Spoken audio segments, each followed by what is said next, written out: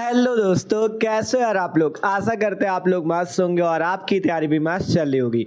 तो जैसा कि यार हम लोग क्लास 12 केमिस्ट्री का जो आपका चैप्टर 8 है एल्डिहाइड कीटोन तथा कार्बोक्सिलिक अम्ल, इस चैप्टर को पढ़ रहे थे। तो आज हम इसमें पढ़ने वाले बहुत ज़्यादा ही महत्वपूर्ण टॉपिक आपका फार्मिक अम्ल बनाने की प्रयोगशाला विधि का चित्र सहित वर्णन। ठीक है, एकदम मस्त तरीके से बात करेंगे कैसे आप लोग प्रयोगशाला में फॉर्मेल्डिहाइड को बना सकते हो। और बात करें यार, ये आपका टॉपिक जो है 5 नंबर का हर साल बोर्ड एग्जाम में पूछा जाता है। ठीक है, प्रयोगशाला विधि वाला। तो एकदम मस्त तरीके से देखने वाले हैं। और बात करें हम लोग इस पे क्या क्या देखेंगे, सबसे पहले तो प्रयोगशाला विधि देखेंगे, फिर ये भी बात करेंगे फार्मिक अम्ल के आपके भौतिक गुण क्या होते हैं, फार्मिक अम्ल के आपके रासायनिक गुण क्या होते हैं और फार्मिक अम्ल के उपयोग क्या होते हैं। एक चीज जान लो, जो रासायनिक गुण होते हैं ना, बहुत ही ज्यादा महत्वपूर्ण होते हैं, क्योंकि जो रासायनिक गुण होते हैं उनसे कैसे प्राप्त करेंगे और क्या होता है जब वाली अभिक्रियाएं फंसती हैं, तो उन रिएक्शंस को आपको बहुत अच्छे से तैयार करना है। ठीक है, तो एकदम मस्त तरीके से आज ये आपका पूरा टॉपिक हम क्लियर करने वाले हैं। तो आप लोगों को थोड़ा समय देना है और समझना है, एकदम मस्त तरीके से आप लोग पूरा इसे सीख जाओगे। ठीक है, तो शुरू करते हैं हम लोग फार्मिक अम्ल बनाने की प्रयोगशाला विधि। ठीक है, 5 नंबर का पूछा जाता है, तो आप लोग हल्के में ना लेना, एकदम अच्छे से इसे तैयार कर लेना। ठीक है, तो सिंपल बात करें, सबसे पहले बनाने की प्रयोगशाला विधि हेडिंग लगी हुई है, ये चित्र बना हुआ है, इसको बाद में समझेंगे। सबसे पहले थोड़ा हम लोग बात कर लेते हैं कि फार्मिक अम्ल का सूत्र क्या होता है और उसका आईयूपीएसी नेम क्या होता है। ठीक है, तो अगर बात करें फॉर्मिक अम्ल के सूत्र की, तो फॉर्मिक अम्ल का जो सूत्र होता है वो होता है HCOOH।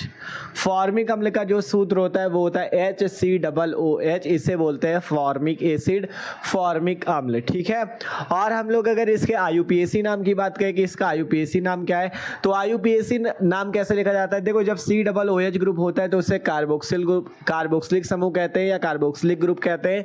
तो उसका नाम लिखने के लिए लास्ट पे ओइक अम्ल लगाया जाता है। जैसे कि अगर यहाँ पे एक कार्बन, तो एक कार्बन के लिए आपको मेथेन लिख देना। आपको पता है ना, एक कार्बन के लिए मेथ लगता है, इसलिए मेथेन लिख देना है।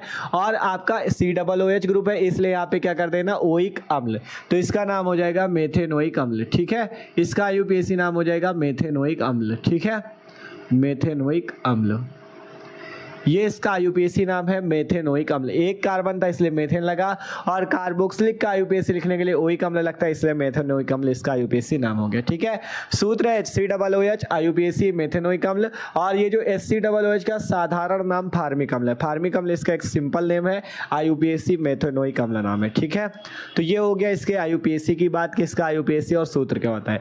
तो देखो, आपको क्या करना होता है जब आपसे अगर पूछा गया, क्वेश्चन पूछा जाता है फार्मिक अम्ल बनाने की प्रयोगशाला विधि का चित्र सहित वर्णन कीजिए, तो सबसे पहले आप लोग देखो ये चीज लिख दिया करो, सूत्र और आईयूपीएसी, जिससे थोड़ा सा एग्जामिनर के सामने अच्छा वो लगता है। ठीक है, कि उसको भी लगता है कि हाँ, बच्चे को अच्छे से पूरा तैयार है। ठीक है, सूत्र लिख दोगे, आईयूपीएसी लिख दोगे, फिर उसके बाद हेडिंग लगेगी प्रयोगशाला विधि, उसकी आपको अभिक्रिया देनी होती है। अभिक्रिया देने के बाद आपको ये चित्र बनाना होता है और चित्र की फिर विधि लिखनी होती है। इतना आपके पास काम होता है। ठीक है, फिर रासायनिक गुण भी पूछे जाता है, तो उनकी बात बाद में होगी, पहले इतना समझो।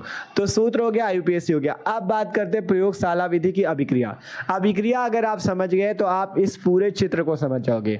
अगर आप लोग भैया अभिक्रिया समझ गए तो आप लोग इस पूरे चित्र को बहुत ही अच्छे तरीके से समझ जाओगे। ठीक है, तो यहाँ पे हेडिंग लगी हुई है प्रयोगशाला विधि। प्रयोगशाला विधि की आपको अभिक्रिया समझनी है यहाँ पे। ठीक है, प्रयोगशाला विधि में कैसे हम लोग फार्मिक अम्ल HCOOH को बनाते हैं वो हमने लिखा। प्रयोगशाला में फार्मिक अम्ल, ऑक्जेलिक अम्ल तथा निर्जल ग्लिसरॉल के मिश्रण को 100 से 110 डिग्री सेंटीग्रेड ताप पर गर्म करके बनाया जाता है।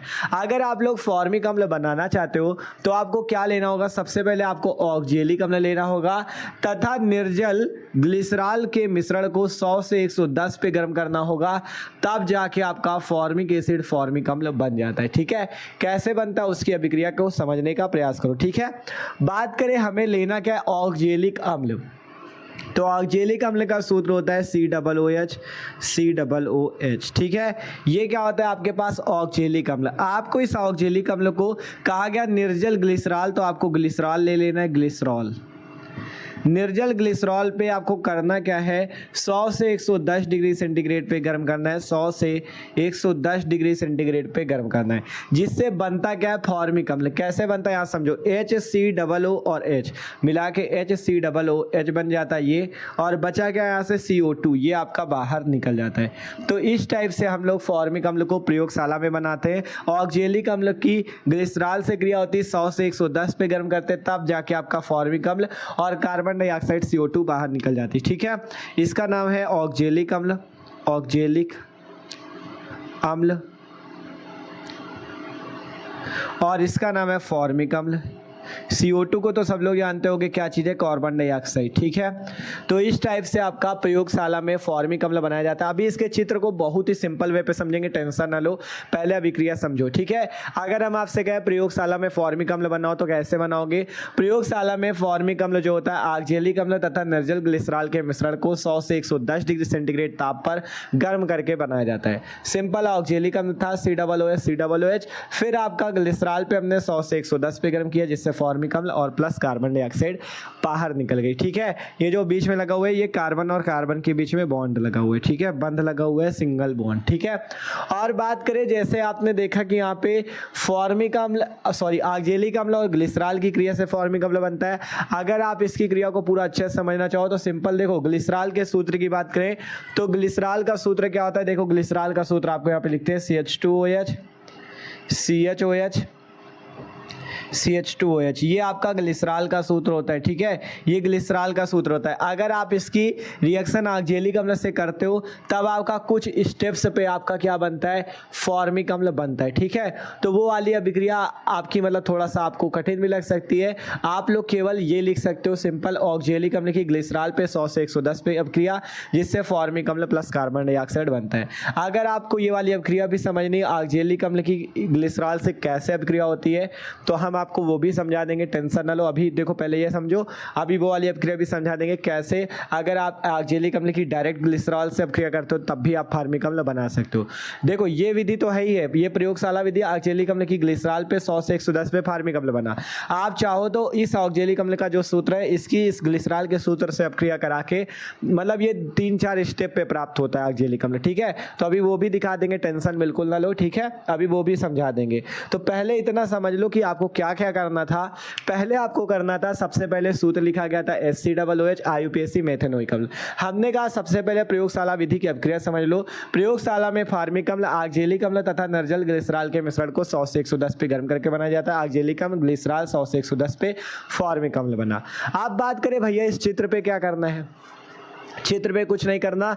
जो चीज आपने यहाँ किया ऑक्जेलिक अम्ल की ग्लिसरॉल से अभिक्रिया करके फॉर्मिक अम्ल बनाया, वैसे ही यहाँ पे बनेगा। देखो आप मान लो हमने आपको लैब या प्रयोगशाला में भेजा और हमने कहा भैया आप क्या करो जाके फॉर्मिक अम्ल बनाओ जाके, तो आपको करना क्या है, सबसे पहले आप ध्यान समझना, पूरा चित्र समझाएंगे आपको यहाँ पे। सबसे पहले आपको करना क्या है, जब आप प्रयोगशाला में जाना आपको एक क्या लेना है, फ्लास्क लेना है। गोल पेंदी का एक फ्लास्क ले लेना है, कांच का होता है। देखो ये आपका देख सकते हो, ये हमने गोल पेंदी का फ्लास्क लिया है। ठीक है, गोल पेंदी का फ्लास्क ले लेना। ठीक है, उसके नीचे एक बालू उस्मक लगा देना, उसके नीचे क्या लगा दोगे, बालू उस्मक, और उसको इस टाइप से एक स्टैंड में रख देना। ये देख सकते हो जो इस टाइप से ब्लू से बनाया है, ये स्टैंड लगा हुआ है, नीचे एक बर्नर लगा दिया जाएगा। बर्नर का ये कार्य होगा कि बर्नर से हम लोग गर्म करेंगे। ठीक है, बर्नर में देख सकते हो रेड कलर से हमने आग जलाई है, इस पे हम लोग गर्म करेंगे। ठीक है, आप करना क्या, आपको इस फ्लास्क पे आपको क्या क्या भर देना है, ग्लिसरॉल और ऑक्जेलिक अम्ल। आपको इस फ्लास्क पे ग्लिसरॉल तथा ऑक्जेलिक अम्ल को भर देना है। ठीक है, इसी फ्लास्क पे, तभी तो आपका फॉर्मिक अम्ल बनेगा गर्म करने पे, क्योंकि जब ग्लिसरॉल और ऑक्जेलिक अम्ल लेंगे 100 से 110 पे गर्म करेंगे तब जाके आपका फॉर्मिक अम्ल बनेगा जाके। ठीक है, तो सिंपल इस फ्लास्क पे आपको ग्लिसरॉल और ऑक्जेलिक अम्ल ले लेना है और इस पे एक थर्मामीटर को डाल देना है। इस पे क्या करना है, थर्मामीटर, इस आसवन फ्लास्क में एक थर्मामीटर को डाल देना है। आगे देखोगे हमने एक यहाँ पे एक संघनित्र लगाया हुआ है जिसमें पानी भरा होता है, जल संघनित्र बोलते हैं इसे, इसमें जल या पानी भरा होता है। ठीक है, नीचे देखोगे एक ग्राही लगाई गई है। ग्राही क्यों लगाई जाती है, क्योंकि जो फॉर्मिक अम्ल यहाँ से बनेगा वो जाके इस ग्राही में एकत्रित हो जाएगा। अब बनता कैसे आपको पता है, जैसे आपने फ्लास्क पे ग्लिसरॉल तथा ऑक्जेलिक अम्ल को लिया, ये बालूष्मक है। बालूष्मक पर इस बर्नर में जो आग जल रही है इससे गर्म करोगे 100 से 110 डिग्री सेंटीग्रेड पे, तब आपका फॉर्मिक अम्ल बनेगा, जो यहाँ से ये देखो यहाँ पर से इस रास्ते से संघनित्र से होता हुआ इस ग्राही में जाके एकत्रित हो जाता है और फॉर्मिक अम्ल आपका बन जाता है। इसी तरह से फॉर्मिक अम्ल को बनाया जाता है। ठीक है, तो बस ये सिंपल सी बात है, बस इतना ही करना होता है। पहले ये प्रयोगशाला विधि की अभिक्रिया, फिर उसके बाद चित्र बनता है, फिर चित्र पे जो अभी हमने समझाया ना कैसे बनता है वो चीज़ विधि पे लिख दिया जाता है, बस आपका कंप्लीट। ठीक है, तो सबसे पहले अगर हम एक काम करते हैं, आप लोग इसका स्क्रीनशॉट लो। हम पहले वो वाली अभिक्रिया समझा दें आपको कि अगर ऑक्जेलिक अम्ल की आप इस सूत्र ग्लिसरॉल से क्रिया करते हो तब आप कैसे फॉर्मिक अम्ल बना सकते हो, फिर उसके बाद हम चित्र की विधि आपको समझा देंगे। ठीक है, पहले हम अभिक्रिया समझ लेते हैं। ठीक है, जिनको अगर समझना है तो अच्छे समझने का प्रयास करना, इसको नोट कर लो। देखो आपको प्रयोगशाला विधि पे अभिक्रिया यही वाली लिख देनी। ठीक है, पेपर पे जब लिखना यही वाली लिखना, ये वाली आसान रहेगी, इसको अच्छे से लिख देना। ठीक है, जो वो समझा रहे हैं वो भी आपको तैयार होनी चाहिए। ठीक है, तो इसको नोट कर लो जरा। ठीक है, तो आप देखो हम आपको उस अभिक्रिया को अच्छे से समझा देते हैं। ठीक है, कैसे बनता है फॉर्मिक अम्ल वो समझना सिंपल। सबसे पहले हमने आपसे कहा क्या करना है, आपको लेना है ग्लिसरॉल, उसकी अभिक्रिया ऑक्जेलिक अम्ल से होगी। तो ग्लिसरॉल का सूत्र था CH2OH CHOH CH2OH, इसका नाम है ग्लिसरॉल। जब इस ग्लिसरॉल की आप ऑक्जेलिक अम्ल से क्रिया करते हो, ऑक्जेलिक अम्ल का सूत्र COOH। जब आप ग्लिसरॉल की ऑक्जेलिक अम्ल से क्रिया करते हो तो ये 3-4 स्टेप पे आपका जाके फॉर्मिक अम्ल बनता है। पहले आपका क्या होता है, यहाँ से देखो ये जो CH2OH लिखा है, ये आपका जो CH2OH, इसमें आपको केवल CH2 रोकना है, ये जो OH इसको हटा देना है। ठीक है, OH हटाना है और यहाँ से H हटाना है। ध्यान से देखो, ये वाला OH और H हट के क्या बन जाएगा, H2O यहाँ से हो जाएगा बाहर। बचा क्या क्या वो यहाँ पे जोड़ दो, देखो CH2 बचा, यहाँ से OOC बचा, OOC बचा। ठीक है, और इस C से क्या जुड़ा हुआ है, COOH, तो ये बचा। ध्यान से देखो सिंपल, यहाँ से जब OH हटाया बचा केवल CH2 ये आ गया, यहाँ का OOC ये आ गया, OOC, ये जो COO लिखा था उसे हमने OOC कर दिया, और इस C से COOH लगा वो लगा दिया। अब इस CH2 से जो लगा, देखो ये CH2 से क्या क्या लगा है, नीचे CHOH लगा है और नीचे CH2OH लगा है। ये पहले आपका पहले स्टेप पे ये बनता है। 3-4 स्टेप पे अभिक्रिया होगी। पहले आपका ये जो ग्लिसरॉल था इसने ऑक्जेलिक अम्ल से अभिक्रिया की जिससे ये बना, नाम लिख देते हैं इनके सबके। ठीक है, ये जो बना इसका नाम है ग्लिसरॉल मोनोऑक्जिलेट। ठीक है, इसके नाम लिख देते हैं, इसका नाम है ग्लिसरॉल मोनोऑक्जिलेट। ठीक है, ग्लिसरॉल मोनोऑक्जिलेट, ठीक है, और इसका नाम था ग्लिसरॉल, इसका नाम था ऑक्जेलिक अम्ल। अब ये जो ग्लिसरॉल मोनोऑक्जिलेट बनता है इसको आपको लेना सेकंड स्टेप पे CH2OOC COOH। ठीक है, ये आया आपका, यहाँ पे CHOH और यहाँ पे CH2OH। अब आपको इस ग्लिसरॉल मोनोऑक्जिलेट का क्या करना है, अब आपको यहाँ पे जो ग्लिसरॉल मोनोऑक्जिलेट बना इसको 110 डिग्री सेंटीग्रेड पे गर्म करना होता है। इसको 110 डिग्री सेंटीग्रेड पे आपको गर्म करना होता है। ये जो ग्लिसरॉल, जब हम लोग इसे 110 पे गर्म करेंगे तो होगा क्या, अभी समझो। यहाँ से जो आपका OOC लिखा हुआ है, ध्यान से देखो, ये आपका जो लिखा हुआ है CH2OOC और आपका, हाँ सही है। ठीक है, तो यहाँ से देखो ये आपका ये जो CH2OOC है ये आपका इस तरह से रहेगा, और फिर क्या होता है यहाँ से जो CO2 लिखा ये बाहर निकल जाएगा। ये जो CO2 है आपका ये बाहर निकलेगा, बच्चा क्या H यहाँ पे लगा दो, नीचे वाला सेम रहेगा CHOH CH2OH। ध्यान से देखो क्या होता है यहाँ पे, ध्यान से देखो होता क्या है। सबसे पहले ये आपका जो ग्लिसरॉल मोनोऑक्जिलेट था ये आया, 110 पे गर्म करोगे तो ये वाला CO2 बाहर निकल जाएगा, C और 2 ऑक्सीजन CO2 बाहर निकला, बचा क्या CH2OOC और ये वाला H, तो CH2OOCH और नीचे CHOH CH2OH। ठीक है, इसका नाम भी जान लो, इसका नाम है ग्लिसरॉल मोनोफॉर्मेट। क्या नाम है इसका, इसका नाम ये जो बना अभी उत्पाद है इसका नाम है ग्लिसरॉल मोनोफॉर्मेट, ग्लिसरॉल मोनोफॉर्मेट। ठीक है, ये अभिक्रिया थोड़ा आपको ज़्यादा कठिन नहीं है। ठीक है, अगर आप लोग इसे समझने का प्रयास करो तो कठिन नहीं है, अभी फिर से समझा देंगे, टेंशन ना लो। अब ये जो ग्लिसरॉल मोनोफॉर्मेट बनता है CH2OOCH नीचे CHOH CH2OH। अब आपको इसका क्या करना है, अब आपको इसकी H2O से क्रिया करनी होगी। अब आपको इसकी H2O से क्रिया करनी होगी, H2O से। जब आप इसकी H2O से क्रिया करोगे तब यहाँ से क्या होगा, देखो ये आप देख रहे हो HCOO, आपको यहाँ से HCOO पकड़ लेना है। ध्यान से देखो, H ये पकड़ा, C ये पकड़ा, डबल O ये पकड़ा, HCOO, यहाँ का एक हाइड्रोजन ले लो, H2O पे आपका एक हाइड्रोजन इसका ले लिया तो HCOOH फार्मिक अम्ल बना। अब यहाँ पे एक हाइड्रोजन ले लिया तो बचा क्या, एक हाइड्रोजन बचा और ऑक्सीजन बचा, वो यहाँ पे जोड़ दो, प्लस ये CH2 है, CHOH है, CH2 है। ध्यान से देखो, यहीं से तो हमने ये चीज निकाल दिया HCOO और यहाँ का एक हाइड्रोजन निकाला, ये आया। अभी बचा एक हाइड्रोजन एक ऑक्सीजन, वो यहाँ पे लगा दो, एक ऑक्सीजन एक हाइड्रोजन, तो इसका नाम है फॉर्मिक अम्ल, इसका नाम है फॉर्मिक अम्ल और इसका नाम है ग्लिसरॉल, ग्लिसरॉल। ठीक है, तो सिंपल, जब आप ऑक्जेलिक अम्ल की ग्लिसरॉल से अपक्रिया करते हो, ठीक है, ये आपका क्या है, ग्लिसरॉल का सूत्र, इसका नाम नीचे लिख लेना तो आपको याद रहेगा, ये ग्लिसरॉल है ऑक्जेलिक अम्ल। जब आप ग्लिसरॉल की ऑक्जेलिक अम्ल से अपक्रिया करते हो तो सबसे पहले क्या होता है, यहाँ का OH और ये हाइड्रोजन बाहर निकलता है, जल H2O, यहाँ से CH2OC आपका ये रहता है और इस C से COOH जुड़ा था, वो ये आ गया। नीचे क्या है, CHOH CH2H, इसका नाम ग्लिसरॉल मोनोऑक्सीलेट।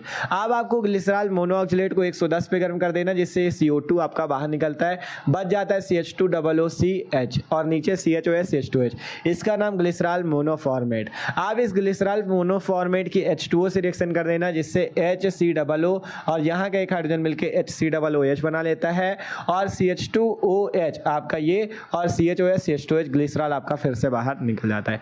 तो इसी तरह से बनता है। तो इसी कारण से आपने जो प्रयोगशाला विधि वाली अपक्रिया देखी थी उसमें हमने क्या किया था, सिंपल ऑक्जेलिक अम्ल लिखा था, ऊपर यहाँ पे लिख दिया था ग्लिसरॉल, क्योंकि हमें पता था कि ग्लिसरॉल बाद में फिर से बाहर निकल जाता है, अर्थात अपक्रिया में फिर से ग्लिसरॉल से ही क्रिया की और ग्लिसरॉल ही बाहर निकला, इसलिए ही किया गया था कि ऑक्जेलिक अम्ल लिखा गया और ऊपर ग्लिसरॉल ऐसे ही लिख दिया गया और नीचे 100 से 110 आपका डायरेक्ट फार्मिक अम्ल बन गया। तो ये अभिक्रिया आप समझ सकते हो कैसे, आपका मतलब आपको इससे क्या पता चलेगा कैसे बना ये फार्मिक अम्ल। ठीक है, कैसे बना तो वो चीज़ समझ सकते हो, लिखना वही पेपर पे, आपको वही प्रयोगशाला विधि पे लिखना है जो आपको अभी पहले बताया था। COO जो ऑक्जेलिक अम्ल था, ग्लिसरॉल पे 100 से 110 पे गर्म किया, जिससे कार्बन डाइऑक्साइड CO2 बाहर निकला था और फार्मिक अम्ल HCOOH बन गया था। इसको भी नोट कर लो, ये आप समझ गए होंगे ये कैसे बनता है। ठीक है, ग्लिसरॉल की इससे क्रिया तब ये बना, फिर दूसरे स्टेप पे ये बना और तीसरे स्टेप पे आपको प्राप्त हो गया। तो इसको भी नोट कर लो। ठीक है, इसको आपको पेपर में आए तो लिखना भाई, इसको केवल समझने के लिए है ये। ठीक है, तो इसको नोट कर लो। आप शुरू क्या करते हैं, आप बात करते हैं आपको इसकी विधि पे क्या लिखना है। ठीक है, प्रयोगशाला विधि वाली अपक्रिया होगी। आप बात करते हैं चित्र तो बनेगा, देखो पहले ही कहा, पहले प्रयोगशाला विधि की अपक्रिया लिखो, फिर चित्र बनाओ, फिर चित्र की विधि। तो इसको नोट करो, आप विधि बताते हैं आपको, फिर अच्छे से समझाते हैं। तो आप बात करते हैं भैया इसकी विधि पे हमें क्या लिखना है। ठीक है, ये विधि लिखी हुई है, आपको इसे बहुत ही अच्छे से समझना है, रटना कुछ भी नहीं, समझ जाओगे आप लोग एकदम आसानी से। ठीक है, तो ये चित्र में हमने आपसे बताया था, चित्र में आपके पास, चित्र का मतलब है कि आपको प्रयोगशाला में बनाना है। प्रयोगशाला समझते हो ना, लैब में आप लोग बैठे हुए लैब में और आपसे कहा गया फार्मिक अम्ल बनाओ, तो कैसे बनाना है, सिंपल एक गोल पेंदी का फ्लास्क लेना है इस टाइप से और उस फ्लास्क पे ग्लिसरॉल तथा ऑक्जेलिक अम्ल को भरना है। उस फ्लास्क को आपको बालूस्मक पर रख देना है और इनको हमें किस में रखना है, एक स्टैंड के सहारे रख देना है। नीचे बर्नर लगाया जाएगा जिस पे आग जलेगी। आगे जाएंगे तो हमने ऊपर एक थर्मामीटर लगाया हुआ है, नीचे देखोगे हमने एक संघनित लगाया हुआ है जिसमें पानी भरा होगा और नीचे हमने एक ग्राही लगाया है। अब जब हम लोग इस बर्नर की सहायता से 100 से 110 डिग्री सेंटीग्रेड पे गर्म करते हैं तभी जाके आपका फार्मिक अम्ल बनता है। यही चीज बताया था, इसी को विधि पे लिख देना है। तो समझो विधि, अच्छे से समझते हैं। ठीक है, तो विधि पे हमने लिखा, क्या लिखा कि आसवन फ्लास्क में ग्लिसरॉल 50 मिलीलीटर और क्रिस्टली ऑक्जेलिक अम्ल 30 ग्राम लेकर मिश्रण को 100 से 110 पे गर्म करते हैं। यही चीज हमने कहा था, आपको आसवन फ्लास्क में ग्लिसरॉल और ऑक्जेलिक अम्ल लेकर गर्म करना है। तो वही चीज है, ये आसवन फ्लास्क में ग्लिसरॉल की मात्रा बताई गई, कितना लेना है, 50 ml। ये जो ग्लिसरॉल लेना है 50 मिलीलीटर लेना है और जो आपका ऑक्जेलिक अम्ल होगा वो 30 ग्राम होगा, लेकर मिश्रण को 100 से 110 पे आपको गर्म करना है। इस बर्नर की सहायता से आपको 100 से 110 पे गर्म करना है। अब कहा गया गर्म करने पर कार्बन डाइऑक्साइड गैस निकलती है। आपने देखा था, आपने जब ऑक्जेलिक अम्ल को गर्म किया था तो HCOOH फार्मिक अम्ल बना था और कार्बन डाइऑक्साइड CO2 बाहर निकली थी। यही तो देखा था, CO2 गैस बाहर निकलती है। तो वही कहा गया गर्म करने करने पे कार्बन डाइऑक्साइड CO2 गैस बाहर निकलती है। जब आप गर्म करते हो तो सबसे पहले कार्बन डाइऑक्साइड बाहर निकलेगी। आपसे हमने कहा था तभी कि जब फार्मिक अम्ल कब बनेगा, जब ऑक्जेलिक अम्ल की ग्लिसरॉल पे 100 से 110 प्रक्रिया होगी तब फार्मिक अम्ल HCOOH और कार्बन डाइऑक्साइड CO2 निकलता है। तो वही चीज़ है, गर्म करने पे CO2 गैस निकलती है और जब CO2 गैस निकलना बंद हो जाती है, मतलब जब आप गर्म करोगे तो फार्मिक अम्ल भी बनेगा और CO2 भी निकलेगी। तब जब तक CO2 निकलती रहती तब तक आपको शांत रहना है। जब CO2 गैस निकलना बंद हो जाए, मतलब मान लो पूरी CO2 गैस बाहर निकल गई, अब बंद हो चुकी निकलना, तब आपको क्या करना है, जब CO2 गैस निकलना बंद हो जाती तब फ्लास्क में पुनः ऑक्जेलिक अम्ल के क्रिस्टल डालते हैं। जब मतलब इस फ्लास्क से आपका जो CO2 गैस है निकलना बंद हो जाए तब इसमें फिर से ऑक्जेलिक अम्ल के क्रिस्टल डाले जाते हैं और गर्म करते हैं। ठीक है, और गर्म करते हैं और मिश्रण का ताप हम लोग 100 से 110 डिग्री सेंटीग्रेड बनाए रखते हैं। फिर से गर्म करते हैं और मिश्रण का ताप 100 से 110 बनाए रखते हैं। ठीक है, लगभग बनाए रखते हैं। कार्बन डाइऑक्साइड गैस पुनः निकलती है। आप जब ऑक्जेलिक अम्ल फिर से डालोगे, फिर से आपका कार्बन डाइऑक्साइड CO2 बाहर निकलेगी। ठीक है, कार्बन डाइऑक्साइड पुनः निकलती है और फार्मिक अम्ल का जलीय विलयन आश्रित होकर ग्राही में एकत्रित हो जाता है। फार्मिक अम्ल और CO2 निकलती है, CO2 फिर से निकलती है, फिर उसे निकलने देंगे और फार्मिक अम्ल जो बनेगा यहाँ से आपका इस रास्ते संघनित्र से होता हुआ जाके ग्राही में एकत्रित हो जाएगा। यही सिंपल सी विधि है फार्मिक अम्ल बनाने की। ठीक है, एक बार पढ़ सकते हो फिर से। सबसे पहले मतलब 2 बार आपका ऑक्जेलिक अम्ल डाला गया, पहले आपका 30 ग्राम डाला गया था, दोबारा यहाँ पे भी डाला गया। ठीक है, कहा गया था आसवन फ्लास्क में ग्लिसरॉल 50 ml और क्रिस्टलीय ऑक्जेलिक अम्ल 30 ग्राम लेकर मिश्रण को 100 से 110 पे गर्म करते हैं। गर्म करने पे CO2 निकलती है।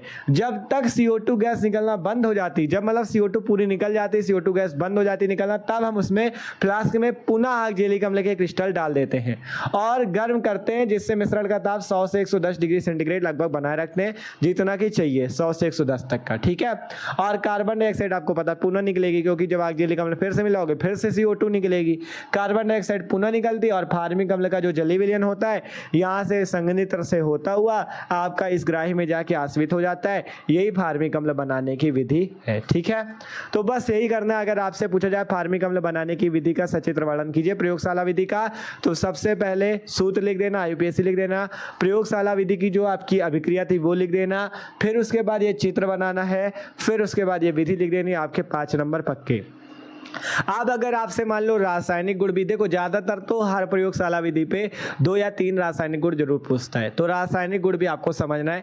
रासायनिक गुण पे क्या होता है, रासायनिक अभिक्रिया होती हैं और भौतिक गुण भी पूछ सकता है, उपयोग भी पूछ सकता है, तो उनको हम लोग क्लियर कर लेते हैं। ये टॉपिक कंप्लीट है। अब बात करते हैं फार्मिक अम्ल के भौतिक गुण, रासायनिक गुण और उपयोग। और एक चीज जान लो, रासायनिक गुण बहुत ज्यादा महत्वपूर्ण, एक एक रासायनिक गुण को अच्छे से समझना, क्योंकि उनसे अभिक्रियाएं आपकी फंसी हैं पेपर पे, कैसे प्राप्त करेंगे और क्या होता है जब वाली, तो उनको आपको अच्छे से याद करना है। ठीक है, तो सब लोग इसका स्क्रीनशॉट ले लो। आप चलते भौतिक गुण पहले देखते हैं, फिर रासायनिक गुण देखेंगे।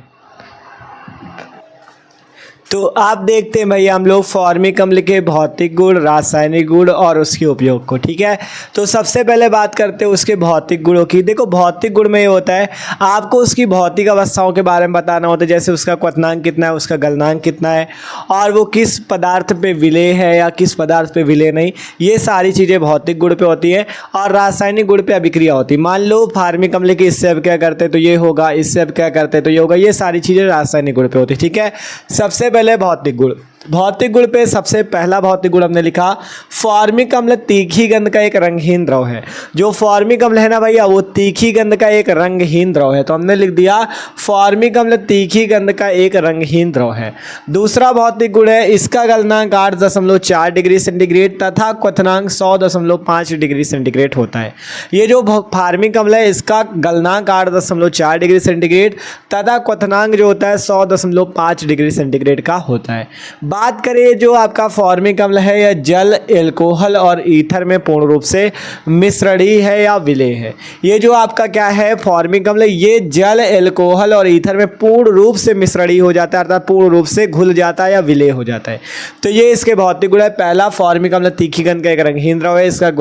इसका जो गलनांक होता है 8.4 डिग्री सेंटीग्रेड का और क्वथनांक 100.5 डिग्री सेंटीग्रेड का होता है और यह जल, एल्कोहल और ईथर में पूर्ण रूप से विलेय है। तो ये हो गए भौतिक गुण। आप शुरू करते हैं रासायनिक गुण की। रासायनिक गुण पे आपको अभिक्रियाएं करनी, जैसे देख सकते हो ये महत्वपूर्ण रासायनिक गुण हमने यहाँ पे लिख रखे हैं। रासायनिक गुणों को देखते हैं, फिर देखेंगे हम लोग फार्मिक अम्ल का उपयोग।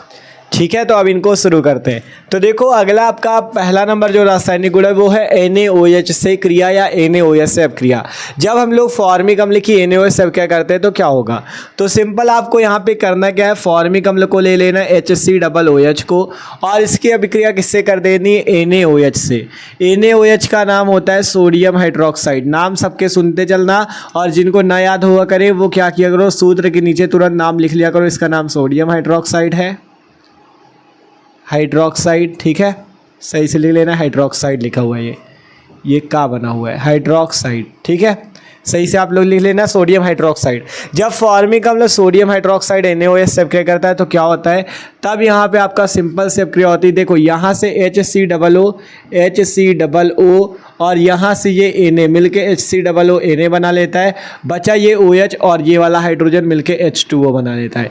ये सिंपल सी अभिक्रिया होती है, HCOO Na बाहर निकला, ये OH और ये हाइड्रोजन मिलके H2O बना लिया। ठीक है, तो इस तरह से हम लोग क्या बना सकते हैं, इस तरह से हम लोग क्या बना सकते हैं, सोडियम फॉर्मेट बना सकते हैं। मतलब कि फॉर्मिक अम्ल की NaOH से अपक्रिया है पहला रासायनिक गुण, जिससे क्या बनता है, इसका नाम है सोडियम फॉर्मेट। ठीक है, ये क्या बनता क्या है, सोडियम फॉर्मेट। मतलब कि रासायनिक गुण पे ये होता है कि आपको अगर किसी चीज़ से मान लो अपक्रिया कराई जाती है तो क्या चीज़ बनेगा, ये सारी चीज़ें होती हैं। जैसे कि फॉर्मिक अम्ल की NaOH से अपक्रिया कराओ तो क्या होगा, तो जब फॉर्मिक अम्ल की NaOH से अपक्रिया कराते हैं तब बनता क्या है, सोडियम फॉर्मेट। तो ये होता है रासायनिक गुण। ठीक है, अगर इसकी इससे अपक्रिया कराए तो क्या होगा, इसकी इससे अपक्रिया कराए तो क्या होगा, ये सारी चीज़ें होती है रासायनिक गुण पे। ठीक है, अगला है NaHCO3 से अभिक्रिया। ठीक है, तो जब फॉर्मिक अम्ल की हम लोग HCOOH की हम लोग NaHCO3 जिसका नाम है सोडियम बाइकार्बोनेट, इसको सब लोग जानते होंगे, सोडियम बाइकार्बोनेट। ठीक है, एक ही लाइन पे लिख दे, सोडियम बाइकार्बोनेट, सोडियम बाइकार्बोनेट।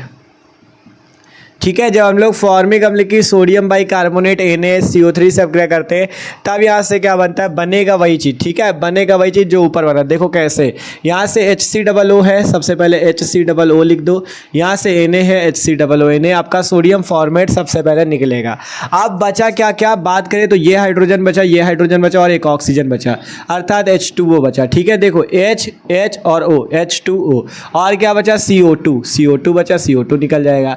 तो जब हम लोग NaHCO3 से अपक्रिया करते हैं, फॉर्मिक अम्ल की सोडियम बाइकार्बोनेट से अपक्रिया करते हैं तो भी क्या बनता है, सोडियम फॉर्मेट बनता है, जल बनता है और कार्बन डाइऑक्साइड बाहर निकल जाता है। तो ये अभिक्रिया होती है। ठीक है, तो समझ में आ रहा है ना, बस इनको आपको तैयार करना। अगर आपसे पूछा जाता है पेपर में, मान लो कह दिया गया NaOH से अपक्रिया कराओ, ठीक है, मान लो 2-3 रासायनिक गुण पूछे गए, NaOH से क्रिया करते हैं तो क्या होगा, NaCO3 से क्रिया करेंगे तो क्या होगा, तो आपको इसलिए यहाँ पे समझना है और आपको तैयार कर लेना है इनको। ठीक है, अगला है Na2CO3 से क्रिया। हम सारे इंपॉर्टेंट बता रहे हैं जो कि आपके पेपर में पूछे जाने के चांसेस है। ठीक है, Na2CO3 से क्रिया, तो अगर हम लोग फॉर्मिक अम्ल HCOOH की Na2CO3 का नाम जान लो, इसका नाम है सोडियम कार्बोनेट, सोडियम कार्बोनेट।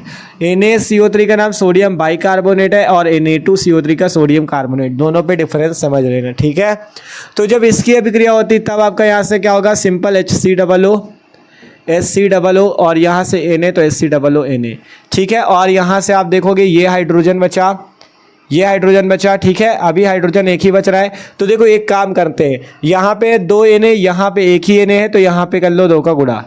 ध्यान से देखो, यहाँ पे 2 Na थे तो यहाँ पे एक ही Na निकल रहा है, 2 का गुणा कर लिया, अब यहाँ पे 2 Na हो गए। अब 2 Na तो हो गए, लेकिन HCOO में भी तो 2 का गुणा हो गया, अर्थात HCOO भी 2 हो गए, तो यहाँ पे भी हम लोग 2 का गुणा कर लेंगे। ठीक है, तो रिएक्शन भी इससे बैलेंस हो जाएगी, अर्थात 2 HCOO और यहाँ से 2 Na ये निकल गए। अब बचा क्या, यहाँ का 2 का गुणा है तो ये वाला 2 हाइड्रोजन बचा और ऑक्सीजन बचा, तो H2O आपका ये बचा और यहाँ से CO2 आपका ये बाहर निकला। ठीक है, तो ये सिंपल सी अपक्रिया होती है। जब आप सोडियम कार्बोनेट से अपक्रिया करते हो तब भी सोडियम फॉर्मेट बनता है। तो इन तीनों अभिक्रियाओं पे जब हम लोग सोडियम हाइड्रोक्साइड से अपक्रिया करते हैं तब भी वही बनता है, सोडियम बाइकार्बोनेट से करते हैं तब भी वही बनता है और सोडियम कार्बोनेट से करते हैं तब भी वही बनता है। ठीक है, तो ये वाली अपक्रिया आपको समझ में आई होंगी। अगला है CH3OH से क्रिया।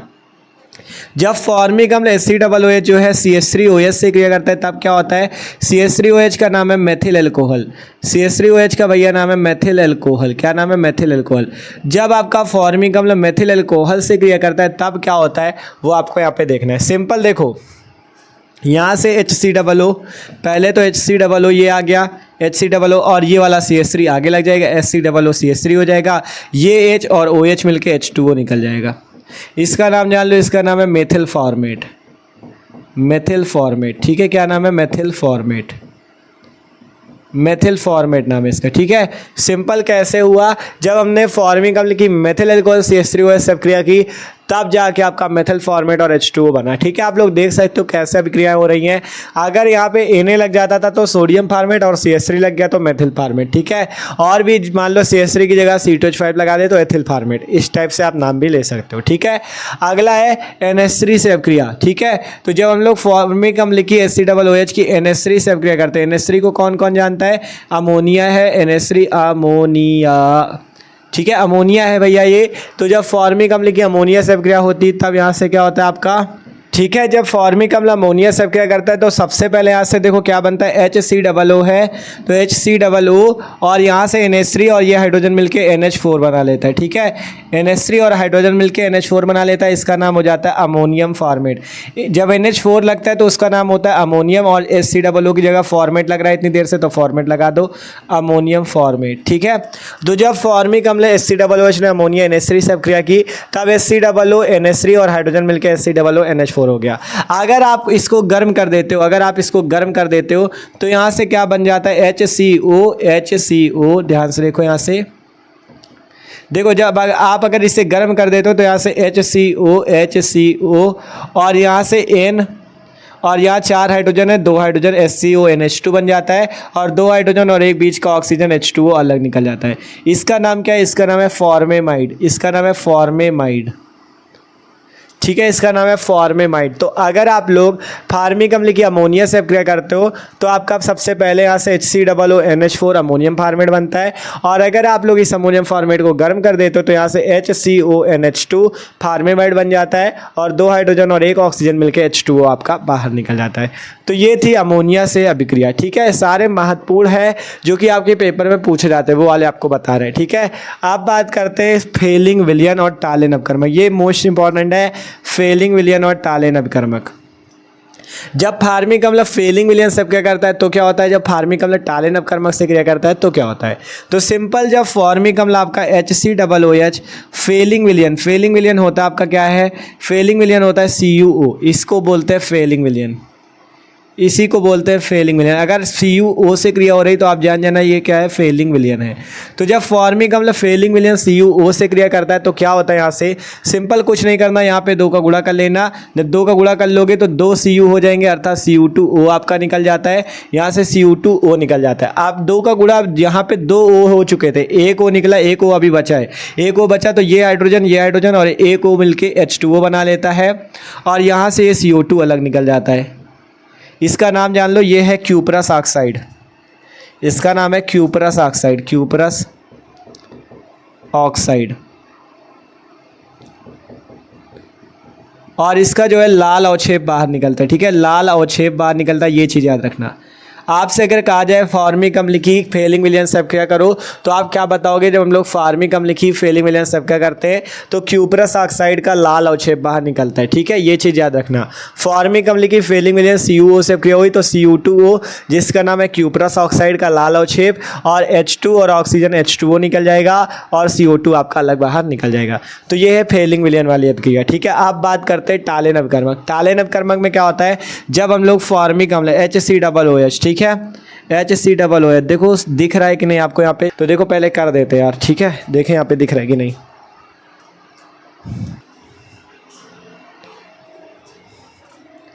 हाँ तो दिख रहा है, दिक्कत नहीं है, ठीक है। देखो सब, जब फॉर्मिक अम्ल की हम लोग क्या करते हैं, Ag2O अर्थात सिल्वर ऑक्साइड, इसको बोलते हैं टालेन अभिकर्मक। क्या बोलते हैं? टालेन अभिकर्मक बोलते हैं, टालेन अभिकर्मक।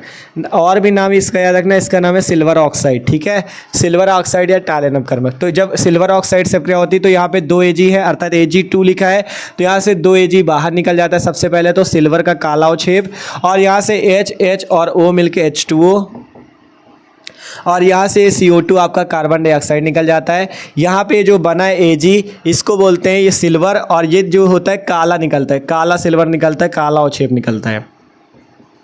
सिल्वर का काला अवक्षेप बाहर निकलता है। अगर आपसे कोई पूछे कि भैया अगर हम लोग फॉर्मिक अम्ल की टालेन अभिकर्मक से क्रिया करते हैं तो क्या होता है, तब सिल्वर का काला अवक्षेप बाहर निकलता है। देख सकते हो Ag का मतलब सिल्वर, Ag को सिल्वर ही तो बोलते हैं, तो सिल्वर का काला अवक्षेप बाहर निकलता है। ठीक है, तो ये दोनों क्रिया इंपॉर्टेंट थी, फेलिंग विलयन और टालेन अभिकर्मक। अगर फॉर्मिक अम्ल की फेलिंग विलयन से क्रिया करते हैं तो क्यूप्रस ऑक्साइड का लाल अवक्षेप H2O और कार्बन डाइऑक्साइड निकलते हैं। टालेन अपकर्मक से क्रिया करते हैं तो फॉर्मिक अम्ल की जब टालेन अपकर्मक Ag2O से क्रिया होती है तब आपका सिल्वर का काला अवक्षेप, जल और कार्बन डाइऑक्साइड निकलते हैं। तो ये हैं आपके कुछ महत्वपूर्ण रासायनिक गुण जो कि पेपर में पूछे जाते हैं। भौतिक गुण हो गया, रासायनिक गुण हो गया। आप थोड़ा बात कर लेते उपयोग भी यहाँ पे लिख ले, फिर आपका टॉपिक कंप्लीट। ठीक है, तो सिंपल यहाँ पे हमने उपयोग लिख दिया। उपयोग क्या है, मतलब फॉर्मिक अम्ल का क्या उपयोग है, क्यों इसे बनाया गया। तो फॉर्मिक अम्ल से आप लोग क्या क्या कर सकते हो। फॉर्मिक अम्ल का पहला उपयोग है अपचायक के रूप में। हम लोग फॉर्मिक अम्ल को अपचायक के रूप में यूज कर सकते हैं। हम लोग फॉर्मिक अम्ल को क्या कर सकते हैं, अपचायक के रूप में प्रयोग कर सकते हैं। दूसरा उपयोग है प्रयोगशाला में कार्बन मोनोऑक्साइड बनाने में। कार्बन मोनोऑक्साइड जान लो, कार्बन मोनोऑक्साइड का सूत्र होता है CO। ठीक है, कार्बन डाइऑक्साइड का सूत्र CO2 होता है, लेकिन कार्बन मोनोऑक्साइड का सूत्र होता है CO। ठीक है, तो सिंपल प्रयोगशाला में आप कार्बन मोनोऑक्साइड बनाने में फॉर्मिक अम्ल का यूज कर सकते हो। तीसरा उपयोग है सोडियम ऑक्जिलेट के निर्माण में। आप लोग फॉर्मिक अम्ल से सोडियम ऑक्जिलेट का भी निर्माण कर सकते हो। तो ये है फॉर्मिक अम्ल के उपयोग अपचायक के रूप में, कार्बन मोनोऑक्साइड बनाने में, प्रयोगशाला में कार्बन मोनोऑक्साइड बनाने में और सोडियम ऑक्जिलेट के निर्माण में। ठीक है, तो ये बात थी आपकी फॉर्मिक अम्ल की। फॉर्मिक अम्ल क्या होता है, उसके बनाने के विधियाँ, उसके भौतिक गुण, रासायनिक गुण और उपयोग। टॉपिक बहुत ज़्यादा इंपॉर्टेंट था। ठीक है, तो इनको तैयार कर लेना। ये जो रासायनिक गुण की अपक्रिया ये आपकी वही फंसती है, कैसे प्राप्त करेंगे और क्या होता है जब वाले पे। तो अगर आपसे रासायनिक गुण आपको मतलब अच्छे से तैयार करना है। ठीक है, और बनाने की प्रयोगशाला विधि पूछी जाती है तो वो 5 नंबर की पूछी जाती है। आपको चित्र सहित उसका वर्णन कर देना है। ठीक है, तो इसलिए आपको अच्छे से समझाए कि आप लोग पूरा टॉपिक क्लियर हो जाए। तो आशा करते हैं सबको समझ में भी आया होगा।